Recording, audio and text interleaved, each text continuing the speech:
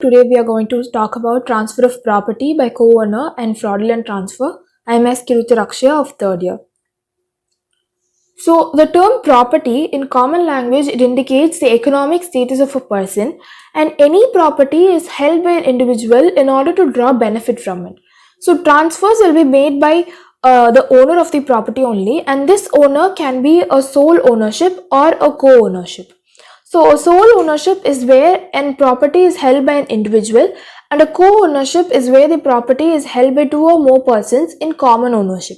So this is sole ownership and co-ownership. And this co-owner, he can transfer only his part of his share, the property, to a stranger or any other co-owner. And when this transferee, he will step in the shoes of the co-owner, and he gets all his assets and liabilities with regard to the transferor. And then that is, the transferee will become the co-owner himself. So section 44 of the Transfer of Property Act, it deals with the transfer by one co-owner.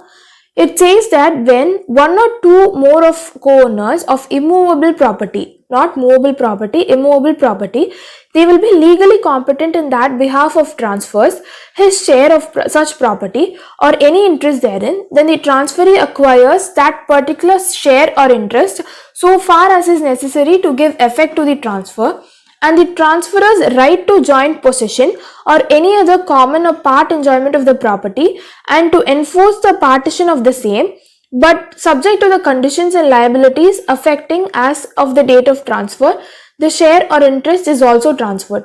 So it basically says about the different rights of a co-owner, and all the rights of the co-owner will be transferred to the transferee upon the transfer of that immovable property. So this is about the section 44. Now, who is a co-owner? When a person is owning a property at one time, then it's called a sole ownership, and if the property is owned by more than one person, then it is called as a joint ownership. So in case of a co-ownership, the persons who are owning, that two or more persons who are owning the property, is said to be a co-owner of that property, and by means of partition, one can have a co-ownership changed into a sole ownership. We'll move on to types of co-owner. The types of co-owner are not generally specified in the Act of Transfer of Property, but we have general classification because the expression co-owner is wide enough to include all kinds of the ownership. So the general classification of types of co-owner is tenants in common, joint tenancy, and tenancy by the entirety. Now the first kind is tenants in common. Here the type of co-ownership, if it is not specifically stated, then it is understood that tenancy in common is existing, and each tenant in common has a separate fractional interest, and this interest can be equal or unequal. Although each tenant in common has a separate interest in the property, but they tend to use the property as a whole and possess as a whole property. Tenants in common may hold unequal interest in the property, but the interest held by each tenant in common is a fractional interest in the entire property. Now, tenants in common do not have a right of survivorship. This concept is very important because the right of survivorship means that after the tenancy's death, the share of this tenant will move on to the other co-owners rather than to the legal heirs. But in tenant in common, if the tenant is died, then his or her interest will pass as a will or through laws of intestacy to another persons, who will then become a tenant in common with the surviving co-owners. Now the second type is joint tenancy. Here the right of survivorship exists, that is, death of one joint tenant, then his or her interest will immediately pass to the surviving joint tenants and not to the descendants of the estate. And joint tenants hold a single unified interest in the property. Each joint tenant must have equal shares in the property, and here it's not an equal share. But in order for existing of a joint tenancy, there are four unities. They are unity of time, unity of possession, unity of title, and unity of interest. Now, unity of time means the interest of joint tenants must vest at the same time, and unity of possession, the joint tenants must have undivided interest in the whole property, not divided interest in separate parts. And unity of title means that the joint tenants must derive their interest by the same instrument, that is a deed or a will. And unity of interest means each joint tenant must have estates of the same type and same duration. All four unities must exist. Even if one unity is missing at any time during the joint tenancy, the type of co-ownership automatically changes to a tenancy in common. So this is a major defect in joint tenancy. Now the third last type is tenancy by entirety. This tenancy by entirety is exclusively for husband and wife. This provides the right of survivorship. But tenancy in the entirety, it requires 4 unities of tenancy, joint tenancy, plus a 5th unity of marriage also. So tenancy by entirety, it does not allow one spouse to convey his interest to a third party, but they can convey their interest to each other. But and a tenancy by the entirety may only be terminated in case of divorce, death, or mutual agreement by both the spouses. And terminated tenancy by the entirety becomes a tenancy in common. Now, a case law for this is Kunchunju Nair versus Koshi Alexander. It was held that if a co-owner wants to erect a dwelling house on the land, he is free to do so. And if division of co-ownership of property takes place, the co-owner can claim that and that said property will be allotted to his share. The court would ordinarily grant such an equitable right. Now, competency of a co-owner to make a legal transfer. Section 7 of Transfer of Property states that any person who is major, of sound mind, and is not disqualified by law will be competent to contract, and the same person will be competent to make a legal transfer also as a co-owner. So according to the law prevailing in some areas, a co-parsoner of a Hindu joint family, he can alienate his share in the joint family property for consideration, and such a co-parsoner is legally a competent person.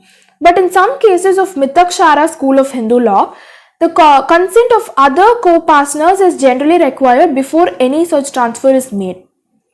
Now, a case law for this is Rukmani and others versus H&T Chettiar. It was held by the High Court of Madras that a co-sharer cannot be allowed to cause prejudice to other co-sharers by putting up a substantial construction during the pendency of a suit for partition filed by the other co-sharers. Now, what are the rights of a transferee in such a transaction? They have many rights such as right to joint possession, right to peaceful possession, right to enforce partition, and right to make improvement. Right to joint possession is the co-owners have a right to jointly possess the particular property, and right to peaceful possession is that one co-owner cannot be disturbed by the other co-owners. And right to enforce partition is the co-owners have a sole right to demand and enforce a partition and make their ownership as a sole ownership. Now, case law for the co-ownership is Ahim Ranjan Das versus SMT Bimla Ghosh. Here the facts of this case are there is a disputed property and this belongs to 4 brothers A, B, C and D, and A has purchased 1/5 of the share of D by a deed in 1969. Later in 1975, A dies and he left behind plaintiffs as his regal heir, and B died later leaving his 4 sons and daughters. C is alive and the property is an undivided family dwelling house, so it cannot be partitioned by the plaintiffs and the co-sharers, and C and B has transferred their interest to the defendants, that is Bimla Ghosh.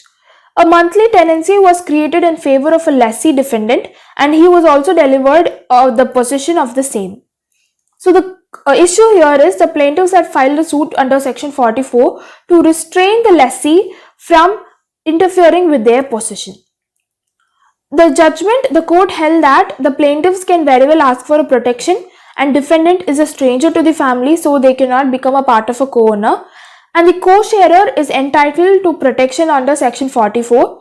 There was enough evidence to show that the house was a dwelling house and that the family was undivided and even the defendant was a stranger. The other co-sharer can maintain a suit for injunction to restrain the transferee from getting into the possession, and moreover it was held that a stranger purchaser is reduced to a trespasser and hence the appeal was also dismissed. Now the next topic is fraudulent transfer and its essentials. Section 53 of Transfer of Property Act, it deals with where the transfer is made with fraudulent intention. It means intending to defeat the interest of a creditor or any subsequent transferee. Then that particular transfer will be called as a fraudulent transfer.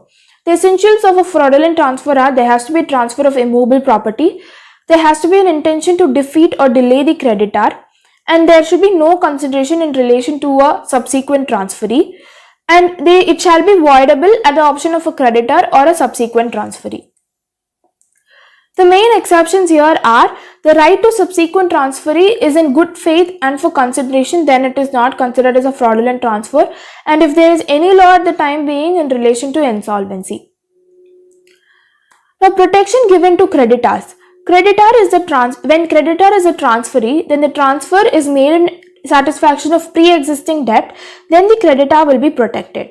And if the burden of proof is on the creditor and he has to prove that the transfer was effected with an intention to defeat or defraud the creditor or subsequent transferee. Now there is a types of transfer under section 53. There are two types. One is transfer of immovable property, which is made with an intent to defeat or delay the creditor of the transfer. In this case, the transfer is voidable at the choice of a creditor. And the second type is transfer of immovable property with an intention to defraud a subsequent transferee, and in this case it is voidable at the choice of a subsequent transferee. The case law for fraudulent transfer is Dr. Vimla versus Delhi Administration, where the court has defined the term defraud and it has two elements, that is deceit and injury. Here the term deceit not only includes economic loss such as loss of property, but also it includes any harm to mind, body or reputation. This is all about transfer of property and by a co-owner and the fraudulent transfer. Thank you.